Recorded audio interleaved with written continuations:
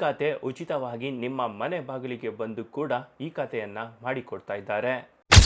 Aadhaar card, ಮನೆ ಪತ್ರ, ಜಾಗದ ಪತ್ರ ಇದ್ರೆ ಸಾಕು.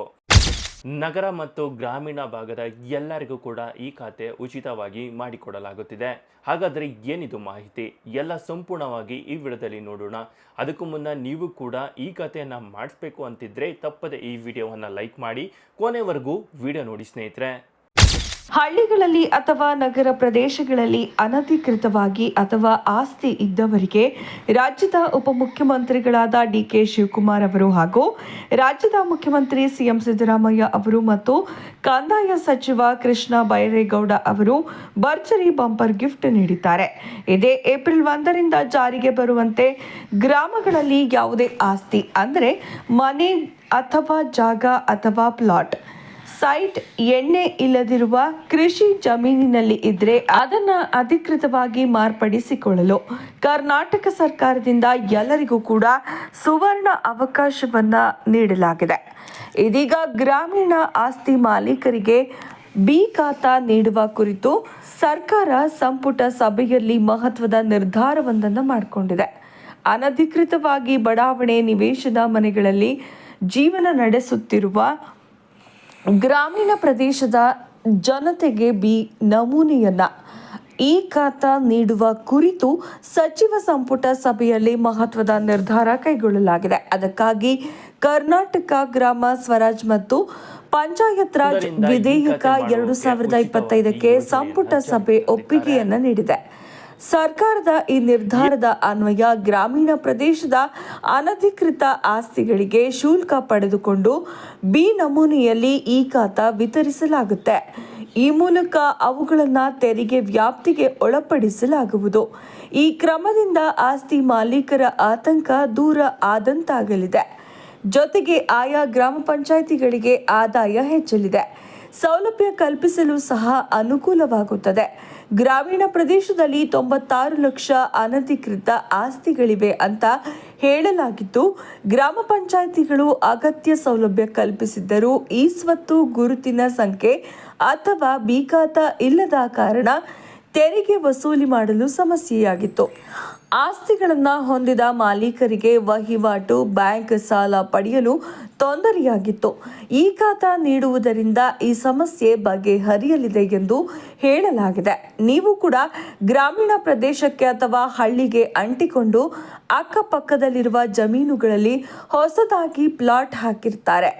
ಅಂತಹ ಜಮೀನುಗಳಲ್ಲಿ ಹಾಕಿರುವ ಪ್ಲಾಟ್ನ ಅನೇಕ ಜನರು ಖರೀದಿ ಮಾಡಿದ್ದು, ಸಾಕಷ್ಟು ಜನ ಮನೆಗಳನ್ನು ಕೂಡ ನಿರ್ಮಾಣ ಮಾಡಿಕೊಂಡಿದ್ದಾರೆ.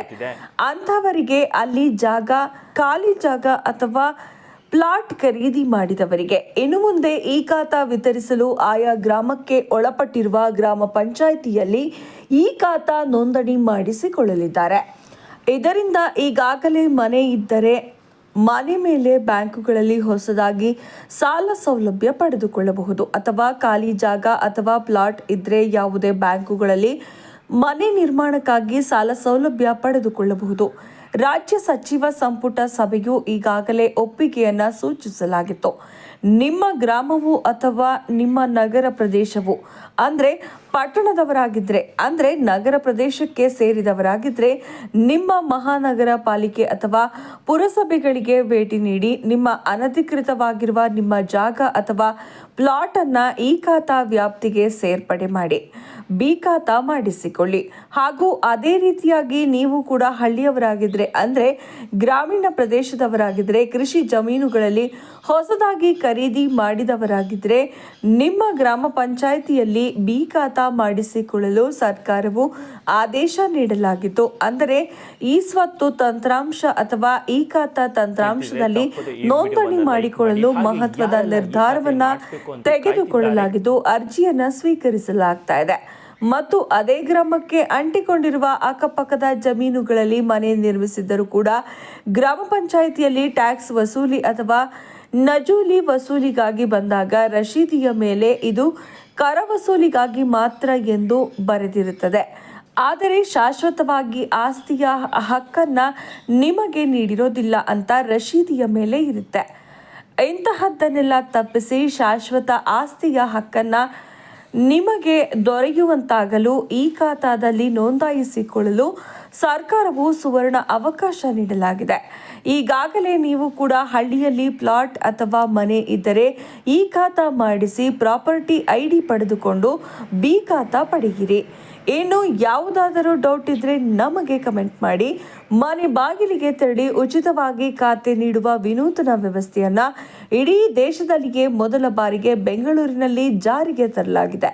ಈ ಕಾರ್ಯಕ್ರಮಕ್ಕೆ ಏಪ್ರಿಲ್ ತಿಂಗಳಿನಿಂದ ಚಾಲನೆ ದೊರೆಯಲಿದೆ. ಪ್ರತಿಯೊಂದು ಆಸ್ತಿ ದಾಖಲೆಯನ್ನ ಡಿಜಿಟಲೀಕರಣ ಮಾಡಲಾಗಿದೆ. ಅಕಸ್ಮಾತ್ ತಪ್ಪಿ ಹೋಗಿದ್ದಲ್ಲಿ ಅಂತಹವರು ತಮ್ಮ ದಾಖಲೆಗಳನ್ನ ಮತ್ತೆ ನೀಡಬಹುದು. ಬೆಂಗಳೂರು ನಗರದ ಪ್ರತಿ ಕ್ಷೇತ್ರದ ಶಾಸಕರ ಬಳಿ ಮಾತನಾಡಿ ಕ್ಷೇತ್ರವಾರು ಕಾರ್ಯಕ್ರಮ ನಡೆಸಿ ಈ ಬಗ್ಗೆ ಅರಿವು ಮೂಡಿಸಲಾಗುವುದು ಎಂದರು. ನೋಡಿದ್ರಲ್ಲ ಸ್ನೇಹಿತರೆ, ಈ ಮಾಹಿತಿಯನ್ನು ನೀವು ಮೊದಲ ಬಾರಿ ಕೇಳ್ತಿದ್ರೆ ತಪ್ಪದೆ ಈ ವಿಡಿಯೋವನ್ನು ಲೈಕ್ ಮಾಡಿ. ಹಾಗೆ ಯಾರೆಲ್ಲ ಈ ಖಾತೆ ಮಾಡಿಸ್ಬೇಕು ಅಂತ ಕಾಯ್ತಿದ್ದಾರೆ ಅಂಥವ್ರಿಗೆ ಈ ಮಾಹಿತಿಯನ್ನು ಈ ಕೂಡಲೇ ಶೇರ್ ಮಾಡಿ, ಅವ್ರಿಗೂ ಕೂಡ ಈ ಮಾಹಿತಿಯನ್ನು ತಲುಪಿಸಿ ಅಂತ ಕೇಳಿಕೊಳ್ಳುತ್ತೇನೆ. ಇಲ್ಲಿವರೆಗೂ ವಿಡಿಯೋ ನೋಡೋದಕ್ಕೆ ಧನ್ಯವಾದಗಳು.